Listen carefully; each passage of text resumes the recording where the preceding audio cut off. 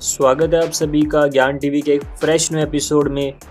आपको दोस्तों मैंने कल बताया था कि इंडिया और चाइना के बीच में बॉर्डर्स में क्या क्या चल रहा है। मैंने आपको बिल्कुल डिटेल में बताया था। अगर आपने वो वीडियो नहीं देखा है तो आप ये वीडियो को डिस्क्रिप्शन में लिंक है, वहाँ से जाके देख सकते हैं। तो दोस्तों अभी जानते हैं अभी क्या क्या अपडेट्स चल रहा है। और दोस्तों यूएस की क्या प्रतिक्रिया है, यूनाइटेड स्टेट ऑफ अमेरिका के secretary of state Mike Pompeo का क्या बयान आया इस बातचीत पर, तो चलिए वो जानते हैं उन्होंने क्या कहा। From the Taiwan Straits to the Himalayas and beyond, the Chinese Communist Party is engaged in a clear and intensifying pattern of bullying its neighbors. It is also evident in the South China Sea.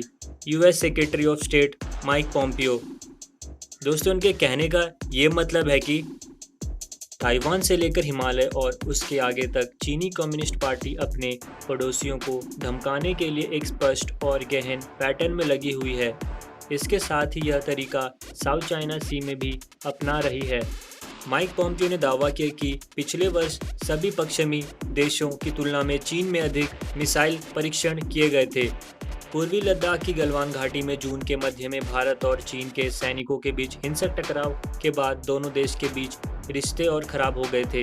इस टकराव में भारत के 20 जवानों ने शहादत दी थी, जबकि चीन के भी कई सैनिक मारे गए थे।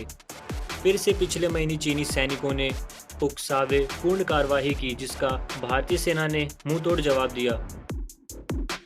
तो दोस्तों इस मैप से हम समझेंगे बिल्कुल प्रॉपर तरीके से। तो आप ये देख सकते हैं, ये है LAC।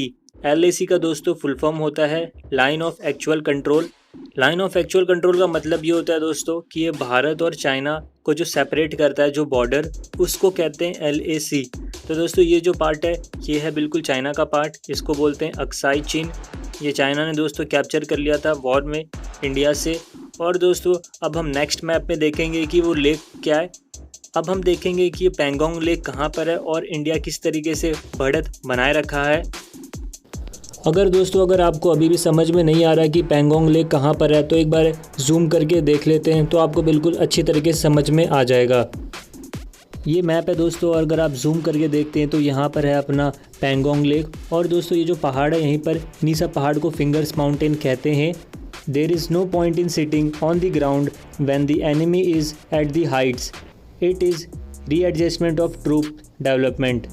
कहने का मतलब दोस्तों ये है कि अगर आप ज़मीन में खड़े होकर लड़ रहे हैं तो कोई फ़ायदा नहीं है, क्योंकि दोस्तों ये जो माहौल है बिल्कुल यहाँ पर बहुत ज़्यादा पहाड़ है। अगर आप पहाड़ में अपनी पकड़ मजबूत रखेंगे तो आप आगे भी बहुत सारी चुनौती को पहले ही से आप सॉल्व कर लेंगे। तो दोस्तों फ़ायदा यही रहेगा कि पहाड़ में बिल्कुल इंडिया अच्छे से अपनी पकड़ बना कर रखे। वैसे कोशिश यही की जा रही है कि ब्रिगेडियर लेवल में बातचीत करके मामले को बिल्कुल सुलझा दिया जाए, जंग का कोई ऐसा माहौल पैदा न हो जाए। पर भारतीय सेना दोस्तों बिल्कुल मौजूद खड़ी है। और अगर आपके भी घर के आसपास कोई फौजी इंसान है तो उसको अप्रिशिएट ज़रूर करें।